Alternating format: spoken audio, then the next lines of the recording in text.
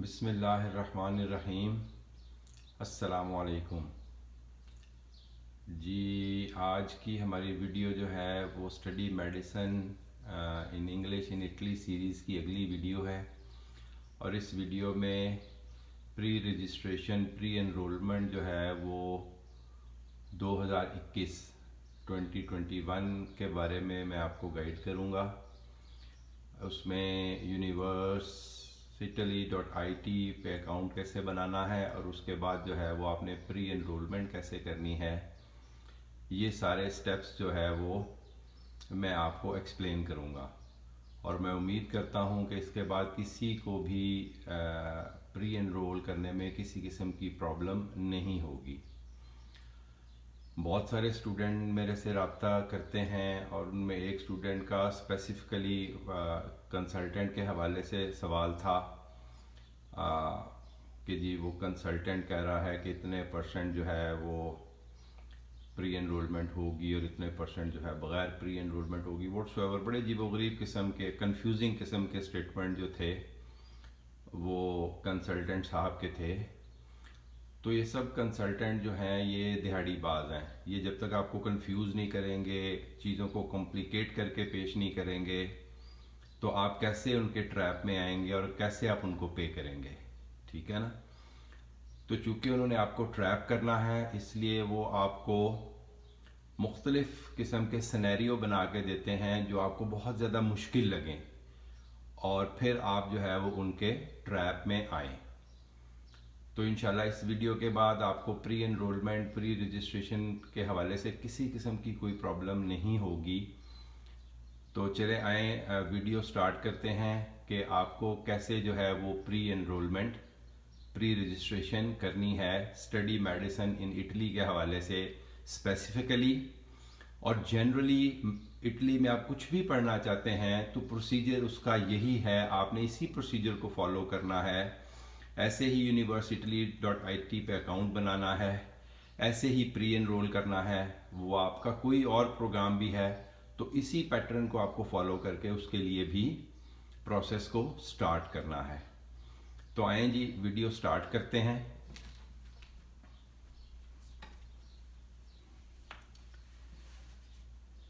जी मैं Google Chrome use करूँगा। Google Chrome को ओपन करने के बाद मैंने ऑलरेडी ये लिंक सेव किया हुआ है university.it का। इसको मैंने ओपन किया।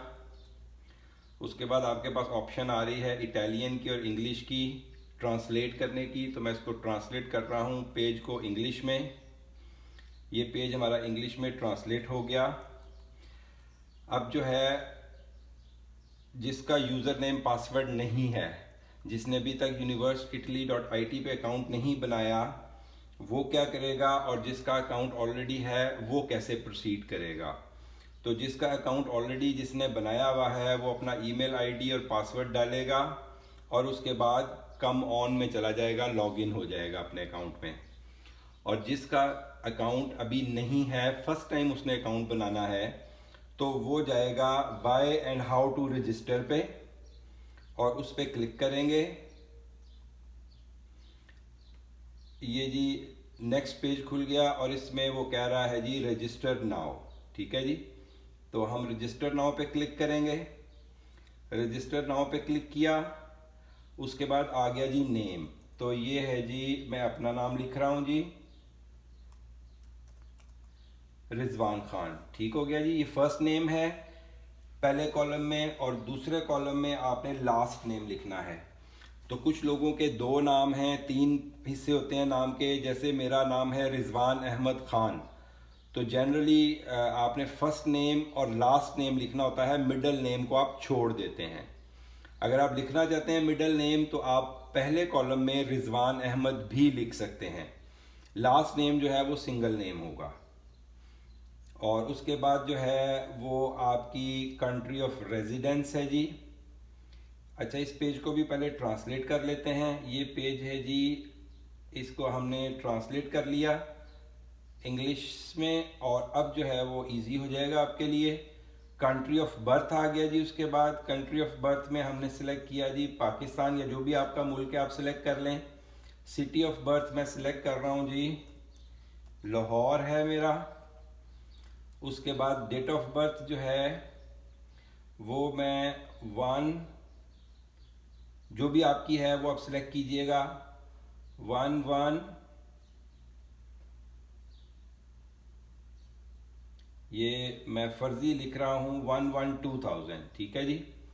जेंडर जो है वो मेल या फीमेल। सिटीजनशिप आ गया जी, इसमें अगेन पाकिस्तान या जो भी आपका मुल्क है। अब ये देखें, ये फिस्कल कोड मेरा ऑटोमेटिकली जनरेट हो गया है। ये एक फिस्कल कोड जिसका मैं वीडियोस में जिक्र भी करता रहा हूँ पहले, ये वो फिस्कल कोड ऑटोमेटिकली उसने मेरे लिए, सिस्टम ने जनरेट कर दिया है। मैं इस पर क्लिक करूँगा तो ये ऊपर वाले कॉलम में चला जाएगा। ये मेरा फिस्कल कोड जो है यहाँ पे ट्रांसफ़र हो गया, ठीक है जी। तो ये ऑटोमेटिकली फिस्कल कोड जनरेट होगा, ये पिछली वीडियोस में भी मैं बता चुका हूँ। उसके बाद ईमेल मैं अपना डालने जा रहा हूँ जी,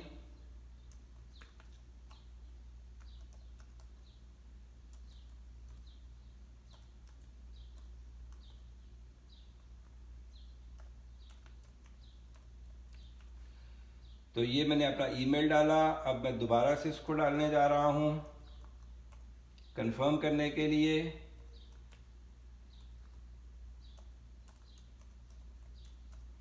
ये जी 2 दफ़ा ईमेल आईडी डाल दिया। उसके बाद वो मेरा मोबाइल नंबर पूछ रहा है, मैं अपना मोबाइल नंबर डालने लगा हूँ।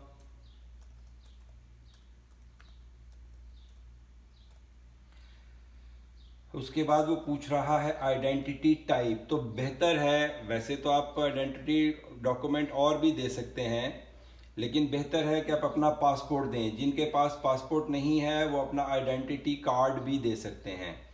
ड्राइविंग लाइसेंस की ऑप्शन भी है और रेजिडेंसी परमिट की ऑप्शन भी है। अगर आप किसी और मुल्क में रह रहे हैं, जैसे मैं सऊदी अरब में रह रहा हूँ, तो मेरा एक रेजिडेंसी परमिट है यहाँ पे, मैं वो भी लिख सकता हूँ। लेकिन प्रेफरेबली आप अपना पासपोर्ट लिखें, वो यूनिवर्सली एक्सेप्टेड और डॉक्यूमेंट है, तो आपको किसी किस्म की कोई प्रॉब्लम नहीं होगी। तो मैं जी इसमें पासपोर्ट के लिए जा रहा हूँ, ठीक है जी। तो पासपोर्ट में इसमें नंबर ऐड कर रहा हूँ, release by ministry of interior, government of Pakistan या व्हाट्सएवर, जिस मुल्क में आप रहते हैं उसकी जो भी अथॉरिटी उसको इशू कर रही है। उसके बाद वैलिड फ्रॉम 1/1/2021, ये मैं एक फ़र्ज़ी तारीख लिख रहा हूँ, ठीक है जी। और टिल 1/1/2030, ठीक है जी। 10 साल का है या 5 साल का है, जैसे भी है आपका। अब कंट्री ऑफ रेजिडेंस है, तो मैं फ़र्ज़ करें पाकिस्तान ही लिख देता हूँ, ठीक है जी। उसके बाद वो एड्रेस मांगेगा, वो पूरा एड्रेस देना है।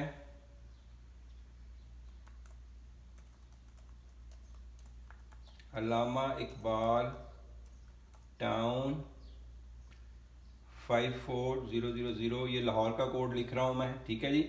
या आप अपने इलाके का पोस्ट कोड लिख दें या अपने शहर का पोस्ट कोड लिख दें, दोनों तरह से ठीक है। मेरे इलाके का जो है 54520 है, 54000 जो है वो लाहौर का है, तो दोनों तरह से ठीक है। एड्रेस है जी हाउस नंबर 66, ठीक है जी। तो ये यहाँ तक हमारी रेजिडेंशियल इंफॉर्मेशन जो है वो कंप्लीट हो गई। इसको मैं सेव करने जा रहा हूँ। ये जी मैंने इसको सेव किया है, तो उन्होंने एक जो है वो लिंक भेज दिया है मेरे ईमेल अकाउंट को वेरीफाई करने के लिए। अब मैं यहाँ पर जाके अपना ईमेल अकाउंट खोलूँगा और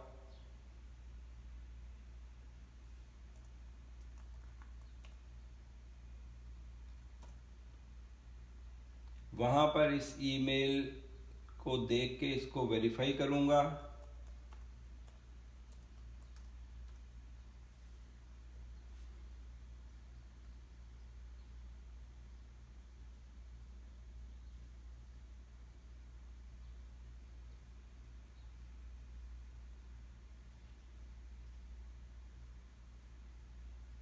जी ये देखें जी, ये यहाँ पर यूनिवर्सिटी से जो है वो एक ईमेल मुझे रिसीव हो चुकी है और ये रजिस्ट्रेशन के हवाले से है, जो मैं रजिस्टर कर रहा हूँ उनके पास। इस पर मैं क्लिक करूँगा और यहाँ पर वो नीचे एक लिंक दिया हुआ है, इस लिंक को मैं क्लिक करूँगा तो मेरा अकाउंट जो है वो वेरीफाई हो जाएगा।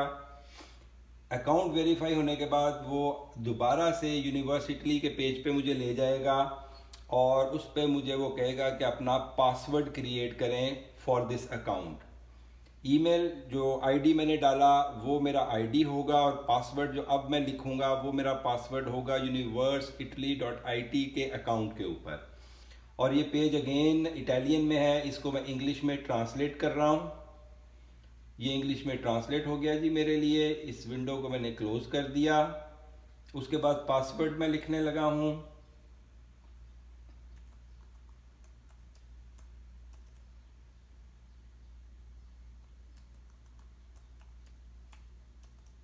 ये जी मैंने पासवर्ड 2 दफ़ा टाइप किया और उसको दूसरी दफ़ा कंफर्म किया और उसके बाद इसको सेव कर दिया। तो ये मेरा अकाउंट जो है वो universeitaly.it पे क्रिएट हो गया। ठीक है जी, universeitaly.it पे ये मेरा अकाउंट जो है वो अब क्रिएट हो गया है। और मैं इसमें दोबारा से इसको ट्रांसलेट कर लेते हैं पेज को। आप यहाँ से भी ट्रांसलेट कर सकते हैं, ये इटालियन के लिए है और ये इंग्लिश के लिए है। ठीक है जी, तो इस पर मैंने क्लिक किया तो ये ट्रांसलेट हो गया। ठीक है जी, पर्सनल डाटा में आ गया। इसमें मैंने क्लिक किया तो ये मेरी इन्फॉर्मेशन जो मैंने टाइप की थी वो सारी इन्फॉर्मेशन यहाँ पर शो हो रही है। इसको आप एडिट कर सकते हैं। फ़र्ज़ करें अगर कोई चीज़ गलत एंटर हो गई है तो कोई ऐसा इशू नहीं है।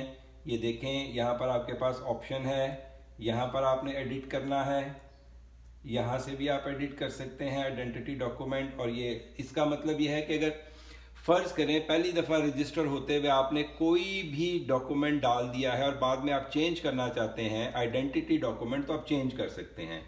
इसी तरह आप अपना एड्रेस भी चेंज कर सकते हैं, उसमें भी कोई ऐसा इशू नहीं है। तो ये जी आपका अकाउंट जो है वो universeitaly.it पे बन गया और यहाँ से आपने इसको ऑपरेट करना है। यहाँ से ये आपका रिजर्व्ड एरिया है और यहाँ से आपने लॉग आउट या एग्जिट करना है। तो रिजर्व एरिया पे क्लिक करके देखते हैं। ये देखें दोबारा से वो पेज खुल गया आपका पर्सनल डाटा वाला। ठीक है जी,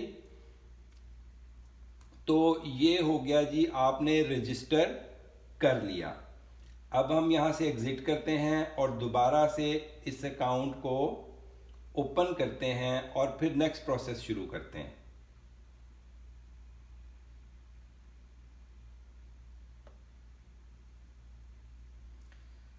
जी, तो universeitaly.it मेन पेज पे आ गए, होम पेज पे आ गए हम। और यहाँ से ये लॉगिन का आइकॉन है, यहाँ से हम लॉगिन पे जाएंगे। और जैसे पहले मैंने बात की थी शुरू में, आपने अपना यूज़र नेम पासवर्ड डालना है।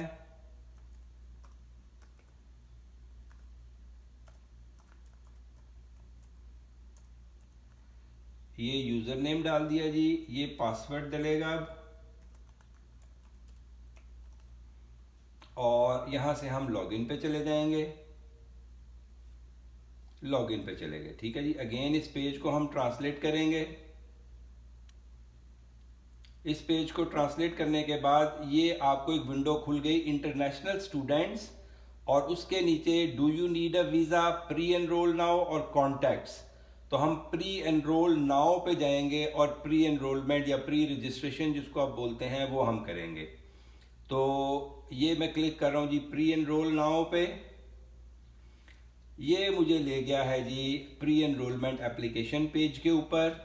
इसमें ऊपर मेरा जो है वो आईडी आ रहा है, जो ईमेल आईडी था मैंने दिया था, यूज़र आईडी जिसको बोल रहे हैं आप। यहाँ पर प्री एनरोलमेंट एप्लीकेशन और उसके नीचे जो भी उसकी डिटेल्स हैं वो टेक्निकल और दूसरी आप पढ़ लें उसमें। यहाँ से आपने जाना है जी प्री एनरोलमेंट एप्लीकेशन। साथ ही उसके नीचे उन्होंने लिखा हुआ है do you need help support for filling in your application, contact your institution.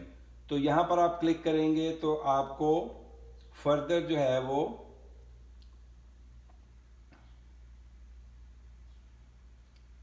ये जो है वो आपके जितनी भी यूनिवर्सिटीज़ हैं उनकी डिटेल्स हैं कि आप कहाँ पर रजिस्टर करना चाहते हैं, तो आप उनसे रब्ता भी कर सकते हैं अगर आपको प्री रजिस्टर होने में कोई प्रॉब्लम हो रही है। तो हम प्री रजिस्टर होंगे, इंशाल्लाह किसी किस्म की कोई प्रॉब्लम नहीं आएगी।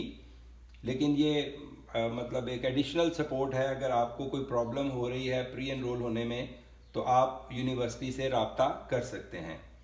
अब मैं क्लिक कर रहा हूँ जिस ग्रीन बार को और प्री एनरोलमेंट एप्लीकेशन को, न्यू प्री एनरोलमेंट एप्लीकेशन।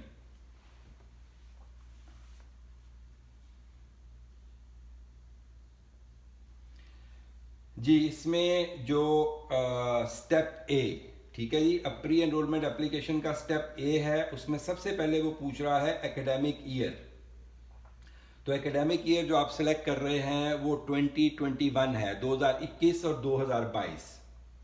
इस पर हमने क्लिक कर दिया, इसको सिलेक्ट कर लिया। उसके बाद आपका पर्सनल डाटा जो आपने पहले फीड किया है ये ऑलरेडी मौजूद है, इसको आपने एडिट करना है तो वहाँ से करना है, यहाँ पर एडिट नहीं होगा। जैसे पहले मैंने बताया मेन पेज पे जाके पर्सनल डाटा से आपने एडिट करना है, यहाँ पर एडिट नहीं होगा।